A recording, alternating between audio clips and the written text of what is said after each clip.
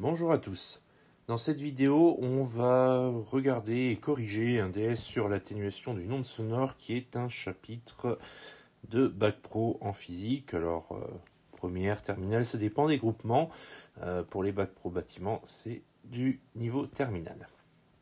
Donc ce devoir très court, hein, cette question, un sujet qui doit normalement aller très vite, même si dans la pratique, je laissais 1 heure de temps pour ce devoir, c'est quelque chose qui, pour quelqu'un qui arrive en fin de terminale, doit pouvoir être fait en une demi-heure maximum, ce qui ne présente pas vraiment de difficulté. Il y a quelques calculs qui sont un petit peu délicats, mais on donne la formule, tout est guidé. Alors, vous verrez, il n'y a pas vraiment de piège là-dedans. Donc c'est un devoir aussi qui est de type CCF, puisqu'on retrouve les compétences, et mis à part le TP qu'il n'y a pas dans ce devoir, on a tous les éléments qu'on retrouverait dans un CCF sans la problématique, les 5 compétences. Donc voilà, la seule chose qui manquerait pour un CCF, c'est un TP. Donc le thème, c'était l'isolation acoustique avec l'atténuation d'une onde sonore. On voulait améliorer l'isolation acoustique d'un mur dont on a une image ici, avec des niveaux en décibels. On va vite voir à quoi ça peut servir. La première question, donc, quelle partie du mur doit être modifiée pour améliorer son indice d'affaiblissement acoustique, ça demande justement d'utiliser ceci. Puisqu'en fait, la réponse à donner, c'était qu'on devait modifier la fenêtre. Puisque si on regarde bien, ici, on a le mur, et c'est au niveau de la fenêtre où on a le niveau sonore le plus élevé. Donc forcément, c'est à cet endroit-là où on a des choses à améliorer. Question 2, comment on procéderait justement pour améliorer ? Là, la question 2, c'est pas une correction type que je vous donne, c'est pour ça qu'elle est marquée en vert et pas en violet comme d'habitude. On est face à quelque chose où on a une diversité de réponses acceptables qui est assez grande. L'essentiel, c'est que le raisonnement porte sur la fenêtre. Forcément, si ça porte sur autre chose que la fenêtre, alors que c'est la fenêtre qui pose problème, le raisonnement ne va pas être bon. Maintenant, à partir du moment où vous proposez une solution cohérente du point de vue scientifique, on va considérer votre réponse comme correcte. Le plus évident, c'est de travailler sur le vitrage, donc d'installer une fenêtre à double ou à triple vitrage. C'est la réponse que la grosse majorité des personnes vont donner, même sans forcément connaître les choses. Mais bon, vous pouvez toujours être inventif et trouver d'autres solutions pour réduire les problèmes. Tout était accepté à partir du moment où c'était cohérent et où ça pouvait potentiellement fonctionner. Je dis bien potentiellement parce qu'on est encore une fois sur une question d'analyse et de raisonnement. Donc ce qu'on évalue, c'est le raisonnement et l'analyse de la situation. Si vous proposez quelque chose de cohérent mais qui ne fonctionne pas dans la réalité, c'est pas grave. Si c'est cohérent, vous avez les points. Donc voilà pour cette deuxième question. Ensuite, la partie réalisée, alors c'est là où ça se compliquait. On avait cette énorme formule qui était donnée, hein, c'est pas quelque chose qui se trouve dans le cours, hein, vous n'avez pas à connaître ça. C'est une formule pour permettre de calculer alpha, avec SB, SV, RB et RV à trouver. Alors, RB et RV étaient donnés directement dans l'énoncé, et on précisait que SB c'était la surface en béton, et SV la surface en vitre, et c'était marqué juste au-dessus.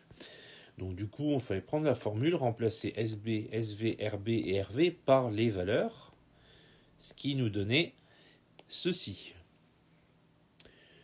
Et là, en prenant une calculatrice ou GeoGebra, en rentrant ce calcul-là, vous deviez, si vous ne faisiez pas d'erreur de frappe, arriver à 83,59.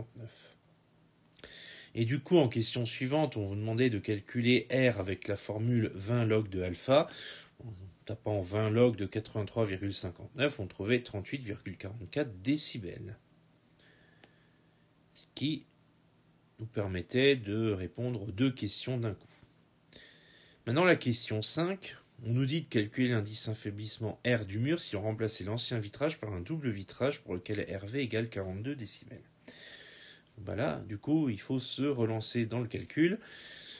On change la valeur de RV. Donc au lieu de prendre 30 décibels, on prend 42 et on refait exactement la même chose qu'en question 3 et 4. Donc en refaisant le calcul, on trouvait cette fois-ci alpha égale 328,2, donc beaucoup plus élevé. Et en calculant R avec 20 log de alpha, on trouvait 50,32 décibels. Ce qui nous permettait de répondre à la question 6, quelle amélioration la pose du double vitrage apporterait-elle ? Eh bien, c'est une amélioration en termes d'indice d'affaiblissement, puisqu'on passe de 38 décibels en simple vitrage à 50 décibels en double vitrage. Donc ça veut dire qu'on a une amélioration de 12 décibels, ce qui est quand même pas négligeable. Ensuite, en dernière question, comme bien souvent dans les sujets de devoir et en sujet de CCF, on a une question de communication, puisqu'on nous demande d'expliquer aux propriétaires de l'habitation pourquoi la pose d'un double vitrage améliorerait leur confort acoustique. Donc, si vous êtes arrivé jusqu'à la question 7 sans encombre, vous avez la réponse à la question juste au-dessus, puisqu'en question 6, vous avez montré quelle amélioration la pose double vitrage apporte-t-elle. Mais, forcément il y a un mais, sinon on ne reposerait pas la même question deux fois de suite. Là on est sur communiquer. Il faut l'expliquer aux propriétaires de l'habitation. Donc ça veut dire utiliser des termes que des personnes qui n'ont pas forcément vos connaissances dans le domaine du bâtiment ou vos connaissances en physique-chimie seraient à même de comprendre. Ça veut dire aussi que, en termes de rédaction, on attend un petit peu plus que simplement une phrase-réponse toute bête. Voilà, on est sur de l'explication à des propriétaires d'une habitation. Donc on attendait quelque chose de ce genre-là. Vous voyez, en termes de rédaction, on est quand même sur un petit peu plus de lignes que d'habitude.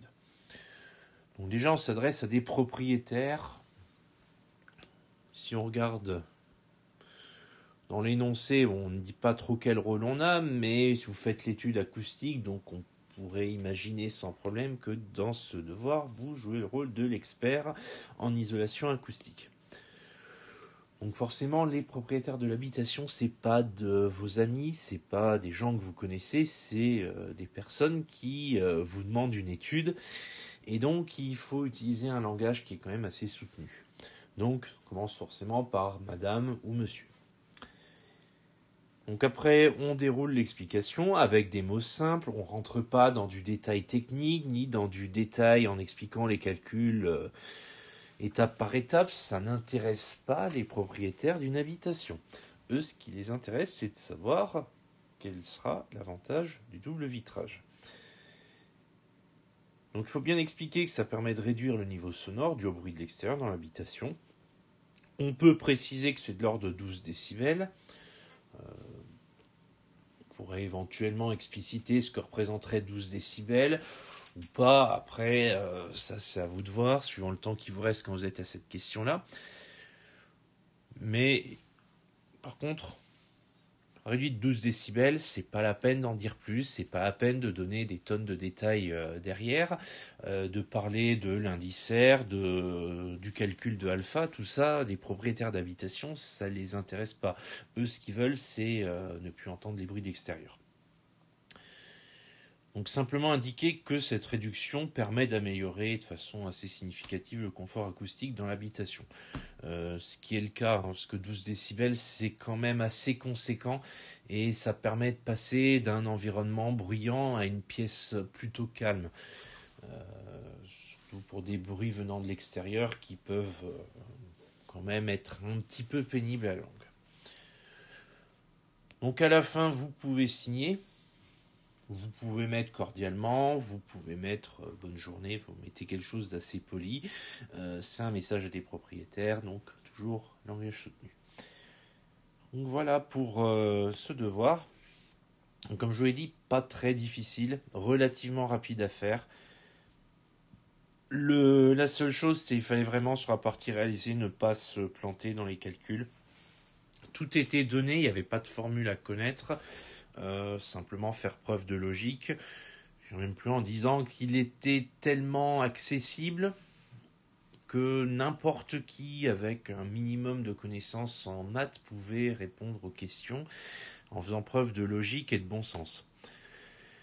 Donc voilà pour ce travail. Avant de conclure cette vidéo, je vous dirai que comme d'habitude, si vous avez des questions, vous n'hésitez pas à me les poser, j'y répondrai avec plaisir. Et sinon, maintenant, je vous dis à bientôt.